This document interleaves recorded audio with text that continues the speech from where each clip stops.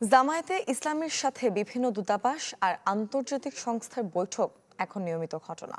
এসব বৈঠকে পররাষ্ট্র নীতি, নারী স্বাধীনতা আর দেশ নিয়ে জামায়াতের ভাবনা জানতে চেয়েছেন বিদেশিরা।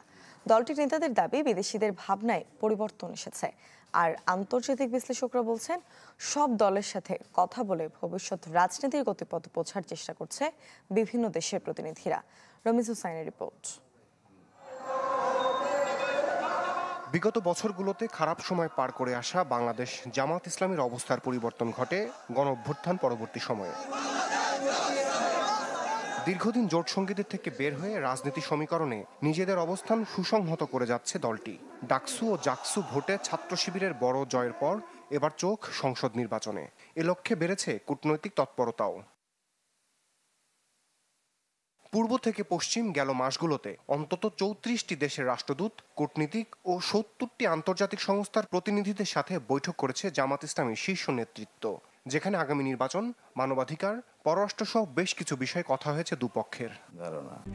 RICL TMX, যুগের পর যুগ স্থাপনা থাকে মজবুত।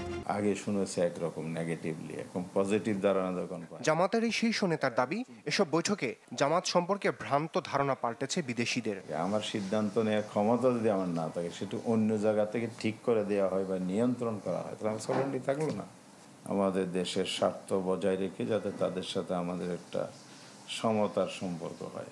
এর অর্থ এই নয় যে আমার স্বার্থ জনগণের অন্যের স্বার্থ রক্ষা করে আমি ক্ষমতায় যাব আর আসবো, টিকে থাকবো, এ নীতিতে জামাত বিশ্বাসী না।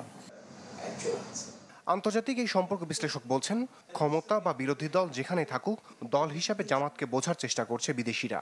অভ্যুত্থান পরবর্তী সময়ে রাজনীতির ভবিষ্যৎ সম্পর্কে ধারণা নিচ্ছে কূটনীতিকরা। তারা তাদের এখানে মিশন ভিশন বা বাংলাদেশের জন্য ওরা যেখানে কি এখানে ওরা ওদের যে কি প্ল্যান আছে, ওটাই ওরা হয়তো বা এখানে ওদেরকে এখানে কনভে করতে চাচ্ছে বিভিন্নভাবে, বিভিন্ন কারণে, রাজনৈতিকভাবে হোক, অর্থনৈতিকভাবে হোক, বা হচ্ছে নিরাপত্তাজনিত কারণে হোক, বাংলাদেশের সাথে কিন্তু ওদের এক ধরনের সম্পর্ক আছে। তো তার জন্য রাজনৈতিক দলগুলো যারা ক্ষমতায় যাওয়ার জন্য ইচ্ছুক, তারা কিন্তু এই নির্বাচনের আগে তারা কিন্তু দেখা যায় যে তাদের এই কূটনীতিবিদদের সাথে, ডিপ্লোম্যাটদের সাথে উঠা বসাটা কিন্তু বেড়ে যায়। শুধু জামাত নয়, নির্বাচনের আগে বিএনপি, এনসিপি সহ বেশ কিছু রাজনৈতিক দলের সাথে বৈঠক করছে প্রভাবশালী দেশের কূটনীতিকরা। রমিজ হুসাইন, চ্যানেল 24, ঢাকা।